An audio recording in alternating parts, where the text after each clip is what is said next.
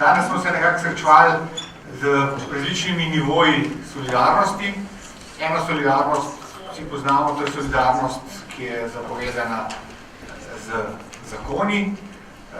Morda naprimer v Združenih državah tega, ali pa v precej zahodnoevropskih državah te uzakonjene solidarnosti v takšni meri, kot jo poznamo v Sloveniji, ne poznajo.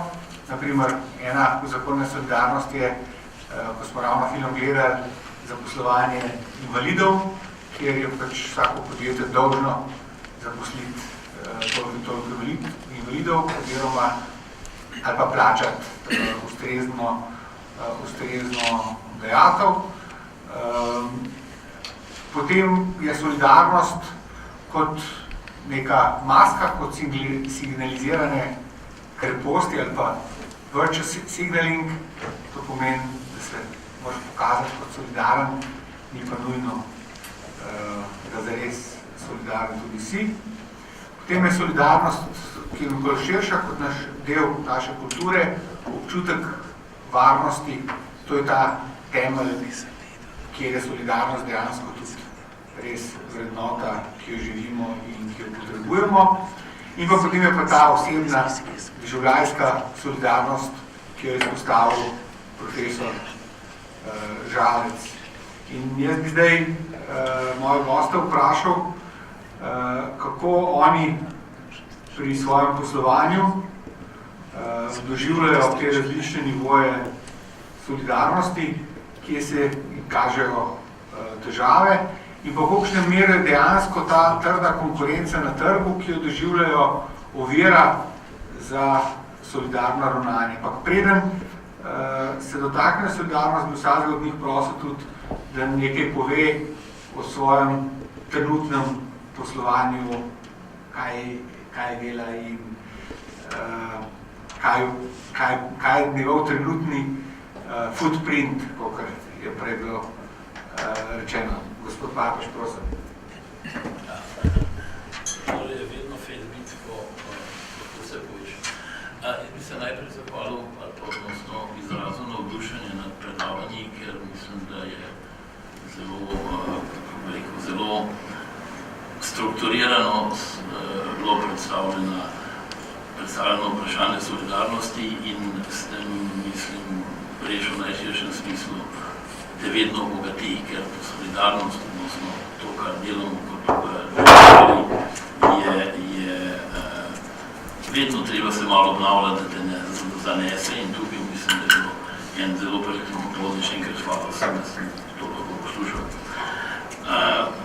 Sam sem pred tem, da grem v pokoj, se pravi, sem že dovolj star in dovolj let, ampak sem pa delal na 4 kontinentih in postavljal tovarne in veliko zaposloval in moj življenjski moto so bila delovna mesta, tako da se lahko tukaj zaključujem svojo kariero, lahko rečem, da sem 10.000 delovnih mest odprl iz nule, Greenfield na raznih kontinentih in tako naprej tisti.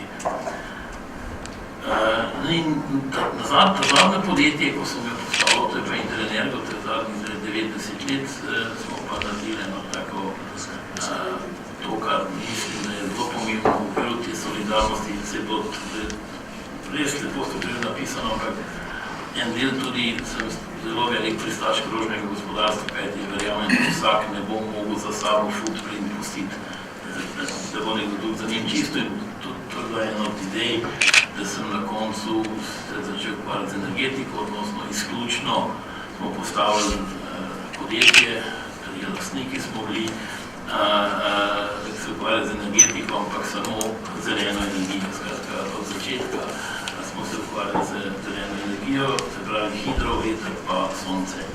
No in zakaj sem ta vod naredil na prejšnja podjetja in rekel sem si, nikoli več 1000 ljudi, kajti 1000, 2000, 3000 je bilo največ, ko sem jih vodil, skratka, to dimenzijo, tako veliko prav lepo je bilo poslušati, čutil, kaj to pomeni, ker sem verjetno preveč čuteč, sem ponovati z teh podjetij, tudi tako drugače, ni bilo nikoli nobene slabe zgodbe, ampak sem zelo trpel, ko vidiš, kako močan vpliv ima menedžer na zaposlene in posledično družine.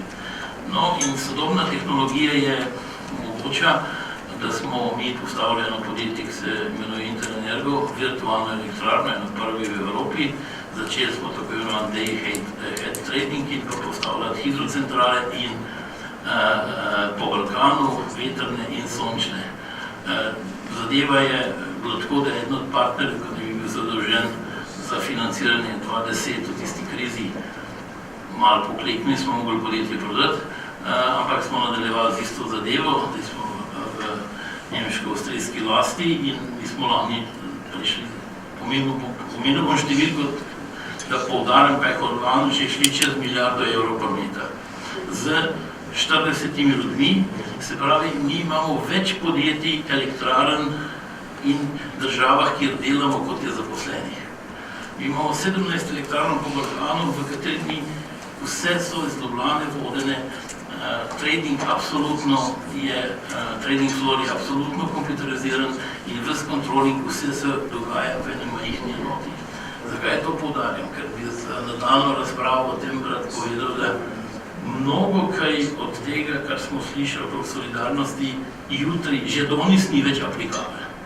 Jaz mislim, da socialni, tako imenovani univerzalni dohodek je samo še vprašanje časa, ker ne bomo zdržali, odnosno imamo na drugi strani probleme, da so danes najbolj uspešne države tisti, ki so kar, imamo v mislih Kitajsko, delno tudi Indijo in tako naprej, ker so formalizirali ena država, dva sistema, ker preprosto ne zmoremo, z temi vsemi inštrumenti ne zmoremo več tega balansirati in to so izzivi, ki bomo jutri reševali. In ko tudi zdaj bom prišel na to, kar sem vprašal, jasno, danes je ta sociala izredno regulirana.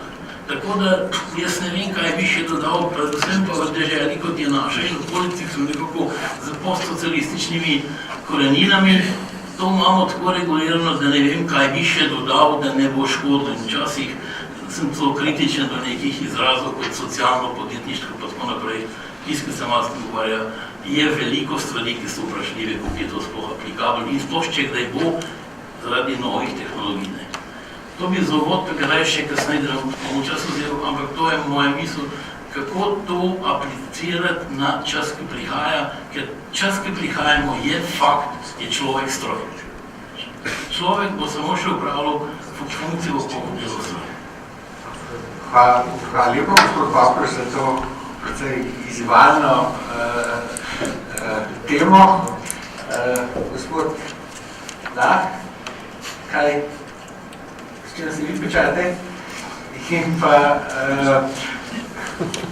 kako vidite, mogoče pa v svojem podjetju to bo res tehnologija prinesla tako velike spremembe, da bo treba biti, kako bi rekel, solidarno do tistih, ki sploh ne bodo uporabni. Ja, hvala za besedo. Jaz se pečam z proizvodno pijač, brezalkoholnih. Prihajam iz Nektar Nature, za tiste, ki ne poznate. Mi smo zelo ozko fokusirani v horeca segment, pomeni hoteli, restauracije, catering. In v tem bazenu plavamo nekako. Prisotni smo v preko 20 državah.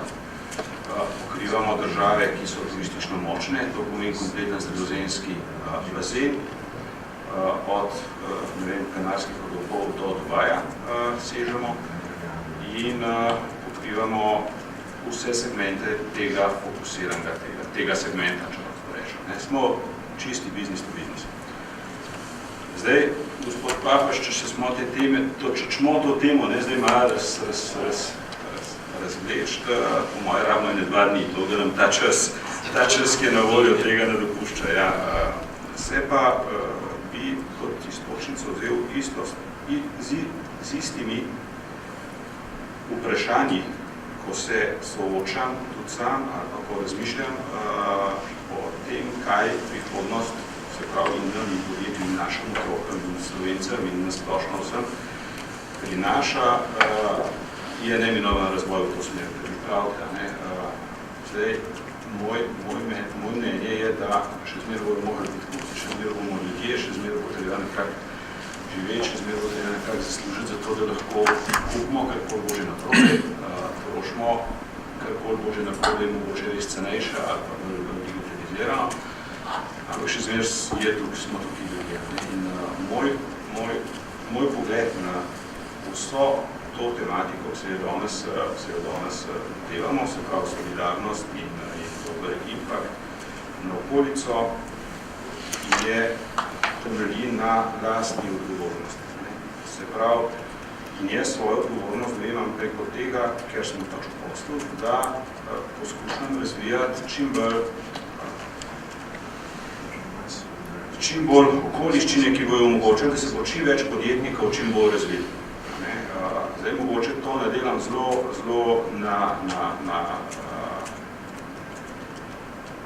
na očeh javnosti in preko podjetja Nektar Nature, delam to preko raznih iniciativ, ki jih v regiji, kjer delujemo, izvajamo, ustanavljamo, sodelujemo, predvsem so to startup iniciative, predvsem se mi zdi, da je treba mlade naučiti, prevzeti odgovornost za svojo prihodnost, jim omogočati in izluščati čim več podjetnikov, kakršnokoli že drug teden ali pa drug let ali pa drugo tisočletje bo teritorij tle v Sloveniji, če bomo imeli z mojega vidika veliko ljudi, ki bojo podjetni in ki bodo odgovorni, potem bo boljš kot če jih bo manj. To bi jaz mogoče v začetku povedal, kako jaz vidim po svoj podprednik. Ok, hvala lepa. Še Primož Bulc, malo o vaši podjetniški poti, potem pa tudi kako sami vidite, oziroma doživljate udejanjanje solidarnosti na podjetniškem nivoju.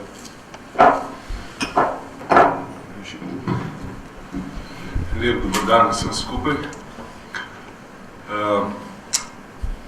Jaz mislim, da bi bilo dobro, da se vsaj malo predstavljam, tako da približam, ker jaz vas ne poznam, vi pa mene verjetno še menjno. Jaz sem v bistvu magistriral, se zdaj reče, teologijo, potem sem se v politične vode vrgel.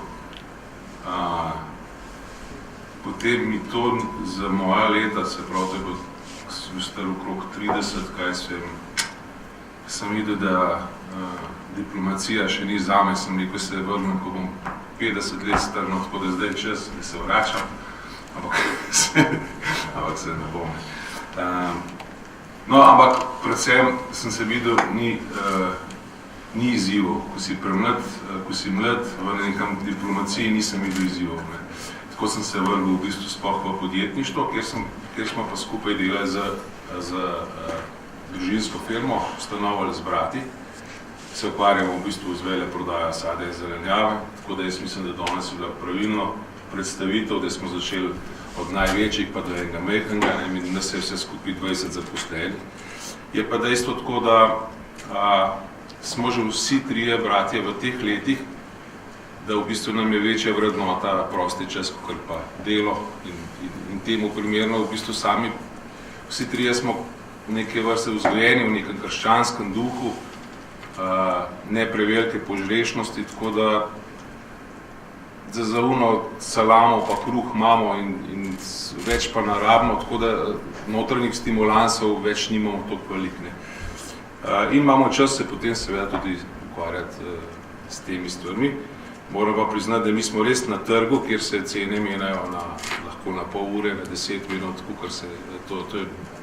to je hujško na borzi, hitrejša zadeva pri nas. In je zelo, sami veste, kako to kalira in kako to se treba hitro obračati, če hočeš biti pač uspešen. Imam pa zaposlene, nekaj kristjanov, nekaj muslimanov, lih tako, vsazga je nekaj, še pravoslavce tudi, nekaj katoličanov. Tako da v bistvu pri nas, kar se tiče solidarnosti, recimo en primer povem, kako je z muslimanom delati, ker to smo se najbolj bali, a se sploh da z muslimani delati, ker oni so bili svoj lobby, čista svoja klientela. In smo mi not prišli kot Slovenci, bi rekel, pa še katoličani zraven. Nismo vedeli, kaj se bo zgodilo. recimo tako, kot me recimo, jaz sem zdaj kakšen teden, so nas normalno sprejeli, ne? Sem kakšen teden nazaj se spomnim, prišla je ena gospa zavita trikrat in tako dalje, pa še z tako brado podateljne in tako dalje, ne? To dostkrat pridejo, ne? In me ni poznala, ne? Pa prav, kje imate pa šefa, ne? Sem rekel, šef je pa tukaj gor, ne? Sem rekel, to je edini šef nad mano, ne? Drugega ni, ne? In sem videl v njenih očeh, tako pozitivno, ne? Ob temu, da katolik, jaz pa muslimanka, ampak to njim pomeni, kaj to njim pomeni, ne? To v bistvu imamo neke skupne vrednote, ki jih lahko med sabo si povezujemo in se da z njimi živeti. Ampak dobro, danes imamo lih temo solidarnost, ne? Pri nas je bilo toliko, v bistvu smo živeli solidarnost, brez da bi sploh teoretično vedeli, da jo živimo. Saj z brati imamo tako, kljub izobrazbi, da jo imam, da bi mogel vedeti, da je to pač solidarnost, v bistvu pri nas je bilo že od majka, nas je oče tako vzgajal, v bistvu, da smo vse skupaj delali, mi smo kupovali ovce, pa prodajali ovce, pa to smo vse, ampak nas je oče pustil, samo pripeljal, kaj sami delite. Že ko smo bili, jaz sem bil še osnovna šola, ona dosta srednja, nas je že učil v bistvu o tem tipu, kako se dela s trgovino in tako dalje. Tako da nekatere stvari, kar se pa solidarnosti, čisto na praktičnem nivoju, pač to je drugi nivo, pač bolj osebno, ne gre za institucionalno. Je pa tako, no, tako da iz vsega tega jaz moram priznati, da jaz osebno, recimo, ne zaupam institucijam, v bistvu, da bi razpolagali z mojim denarjem. Ne bo to, kar se tiče. Tako da sem zelo skeptičen, verjetno iz prakse v Sloveniji, ker se na tolikih stvareh se krade, v bistvu, ne, da enostavno ne zaupam uradnim institucijam, ki bi mogle tudi delati, v bistvu, kar se tiče solidarnosti. In skozi iščem projekt, iščem ljudi, katerega sam osebno jih iščem, da mu lahko sam osebno pomagam. Ne. To je najtežja zadeva, zato ker ljudje, ki res rabijo pomoč, vsi veste, kdo se ukvarja s te stvarmi, ta najbolj zablefera. Vsi drugi jo bolj rabijo prav, ampak tak je res. Ne. Tako da jaz recimo po Fari, ker pač to je, ali pa kjerkoli po Sloveniji, kjer sem, vedno iščem ljudi, ki bi jo pomagal na nek način, ampak nikoli finančno odskočiti, ampak s tem, da se bom naučil tudi sam delati. Se pravi, s tem, da bom naredil, isto pa gledam, mi govorimo o osebnosti, ne? Ampak jaz isto gledam tudi kot, v bistvu ustanavljam, na vsakem človeku ustanavljam eno podjetje, to je za mene novo podjetje, on kot človek, da ga bo sam vodil, sam odgovoren, da bo lahko sam zaživel, ne da mu bom jaz denar vsak mesec dajal, ker tukaj ne vidim nobenega smisla in tudi mislim, da je čisto skozi okno vržen denar. Tako, tukaj lahko seveda debata zelo široka, v bistvu. In jaz se tudi v bistvu vsem, ko so danes predavali, se zahvaljujem za tak lep uvod.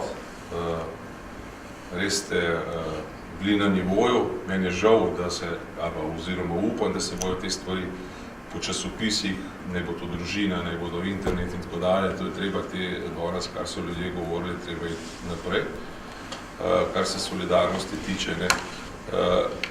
Je pa prav, da ni sam beseda solidarnost nekaj, ki nam pomeni, ampak dejansko naš vložek, kaj smo mi pripravljeni k temu narediti. Jaz pa vedno vidim, jaz podjetje bolj gledam bolj protestantsko kot katoliško. Bolj kot individualec, kot borc, kot enostavno kot borbo vidim. Ne vidim tako v rukavicah na zadevo. Hvala lepa.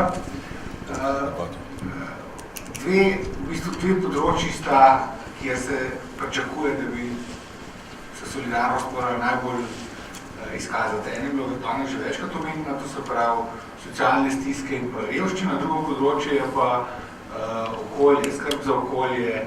Tukaj preprosto je solidarnost, tukaj ta vzajemnost, medsebojna povezanost še toliko bolj prihaja do izraza. Zdaj, te področji bi malo razdelil med moje sogovornike, malo da prihranimo na času, malo pa da vsak nekaj drugega pove. Pa bi najprej gospoda Papeža izzval z vprašanjem glede področja ekologije. Se pravi, skrb za okolje nekaj samo ekonomska kategorija, nekaj, kar se splača. Je to mogoče samo reči, kot sem že omenil, signaliziranje krempostnosti, kar je moderno, gremo na demonstracije, ne?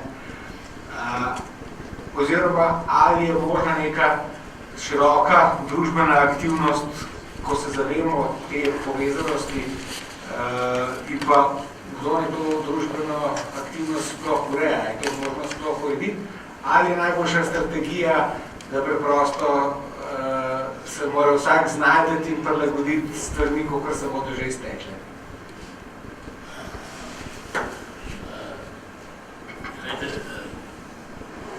Ker se zelo redno pogajam z vsemi mogočimi zelenimi in drugimi organizacijami pri postavitvi vetrnih elektrarn, sončnih, na koncu hidro. Imam vsaj za Balkan, mislim, da jih je malo, ki ima tukaj izkušen, ker ne okroglih misij razprav, da vsako gradbeno dovoljenje zahteva vsaj 2 ali pa 3 razprave v okolju in tako da tle je cel diapazon v bistvu zelo dobro definirano. Ne. Preveč ljudi na to gleda kot posel, predvsem pa vsa gibanja, tako imenovana zavezana zelenim. Ne. To je ratalo tako, da je to v bistvu lobistična zgodba nekaterih ali lokalnih politikov ali velikih evropskih igralcev energetskih, ki to vse financira za takšne ali drugačne interese.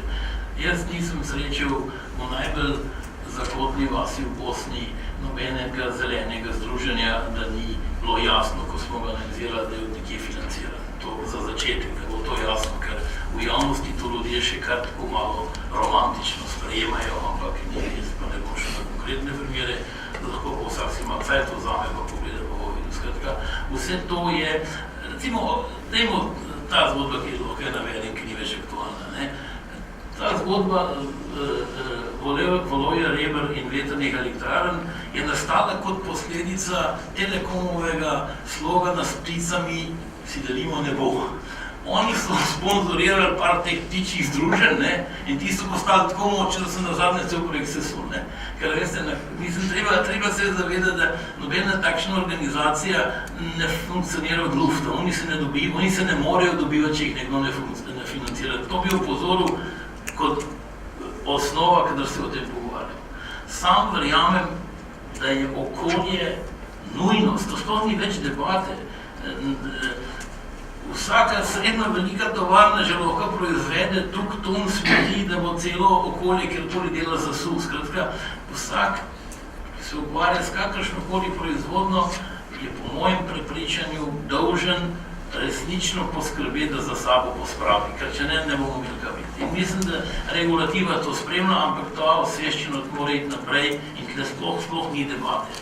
Je pa problem nastane, in tukaj bo tudi končal, ker sem ga malo uvodoma opisal, nastane pa je ta konflikt interesov poslovnega, ljudi, ki so res po svoji naravi, zeleno ali pa hočejo čuvati in ljudi, ki to izkoriščajo svoje biznis namene. Ne? In ta konflikt je danes eminenten na vseh nivojih in bom zaključil z tudi staro zgodbo, ker nove ponovati dobiš preveč teh, ko se temu reče komentar, zakaj je to, ne? Ampak Jacques Cousteau je bil Francoz in je svetovno znan borec proti prvi ekološki znan borec, ki se je boril, da se ja ne bi še kje drugje kakšna nuklearna elektrarna odprla, ne?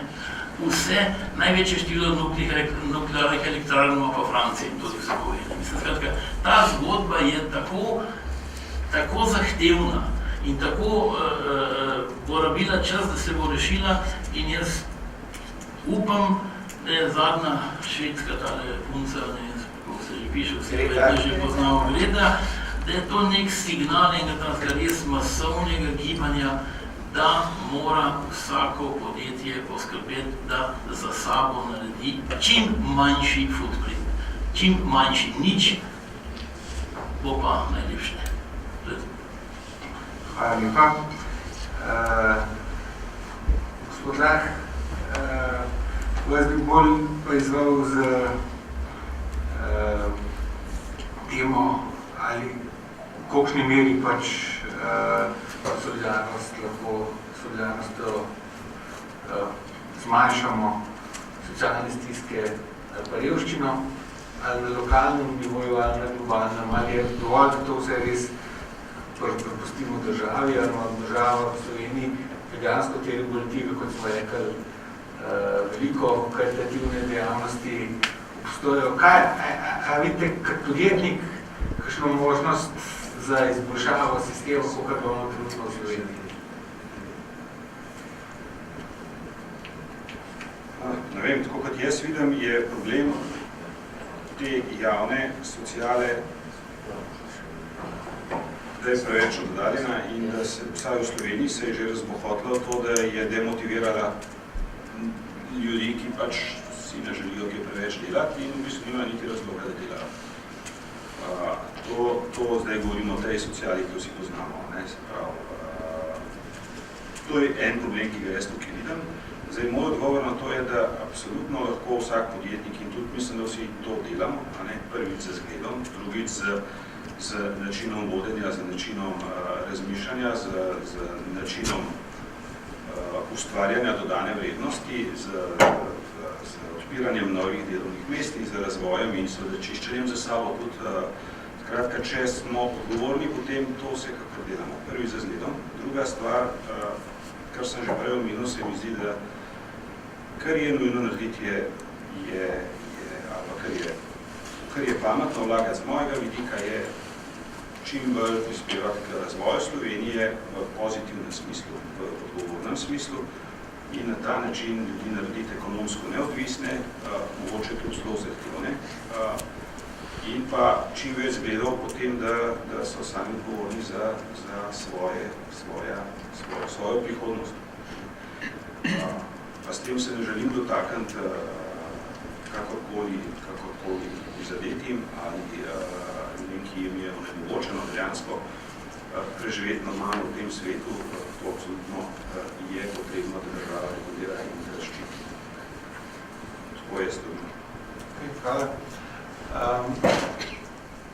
Gospod Bulc, kako vidite, mogoče res, a je sociala potuha ali ne, ste imeli v svoji poslovni karieri, ko ste zaposlovali ljudi, ko ste iskali ljudi, je bilo težko dobiti ljudi, ste naleteli ljudi, ki morda niso bili pripravljeni delati, ste se s tem morali soočati in je to pol morda tudi negativno vplivalo na vaš čut za solidarnost. No, zdaj, kar se čuta tiče za solidarnost, ne, jaz vprašanje, ga imam ali ga nimam, ampak jaz mislim, da si ti sam odgovoril na to zadevo. Kakor jaz podjetnikov poznam, smo vsi imeli take in drugačne ljudi, ko so slabo delali, eni boljš delali in tako dalje. V največji meri smo pa to sami krivi. Ne. Tako je bilo pri tistem primeru, kar se tiče, ko si prej povedal v zvezi s tistim filmom. Ne. V bistvu mi nikoli ne pravimo, da je delovec za kaj krivo, ampak smo sami krivi. Ker ga sami ne znamo stimulirati, ker enostavno ne znamo z njim delati in če res tukaj delaš pride, žal pride tudi do tega, da je treba ga odpustiti in čist možno je, da smo mi krivi. To je bolečina. To je, jaz recimo nosim skozi bolečino to, recimo v svetopisanske stavke, recimo, ko je prišel pa je rekel, Jezus, kaj ne naredim? Vse imam, za tabo bi šel rad, je rekel, pojdi in prodaj. Vse. Jaz mislim, da se vsi s tem osrečujemo, če smo kristjani, imamo skozi to vprašanje pred sabo. Pojdi in vse prodaj in hodi za menoj. Meni je to večno vprašanje. Jaz imam skozi to težavo in sem isti kot on.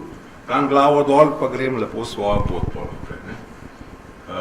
Tukaj je vprašanje, veliko globja zadeva. In kar se tiče pa čiste solidarnosti z ljudmi v podjetju, ne, pa mislim, da so predgovorniki toliko dobro povedali vse stvari, kako se lahko to med sabo v bistvu povezuje solidarnost.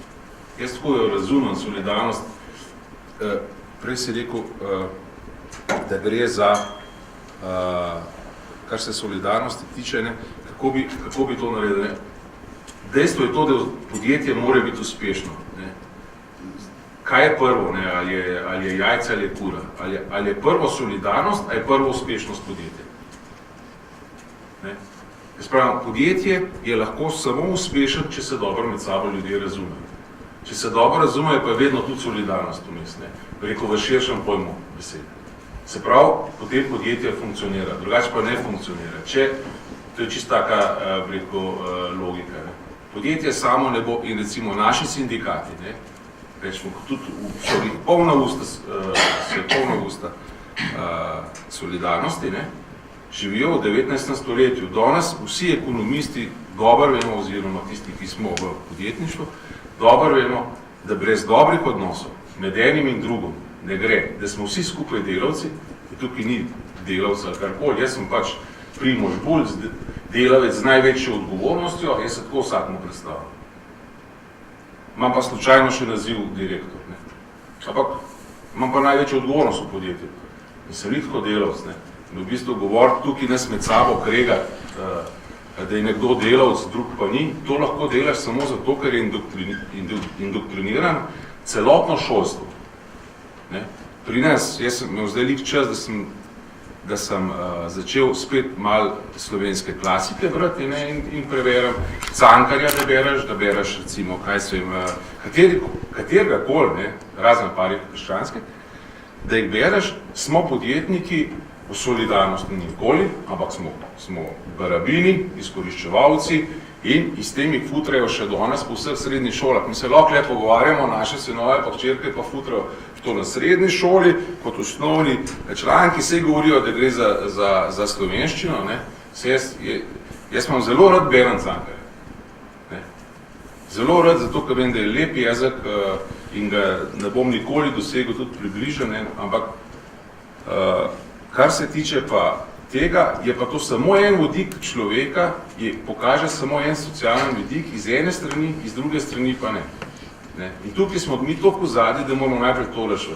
Mi govoriti o solidarnosti ljudem nam ben verjel.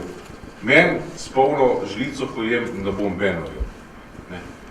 Enostavno ne, zato ker najprej treba pri šolstvu počistiti, ker jih skozi futrajo, v bistvu, da gre za to umetno delitev, ki se jo skozi dela, da živimo v 19. stoletju, eni so, ne vem, na kup plemiči, drugi pa delajo. Tudi tega danes ni. Tega danes ni. Danes vsi v bistvu delajo. Vsi. Mi pa še toliko bolj v bistvu moramo. Hvala. Hvala vsem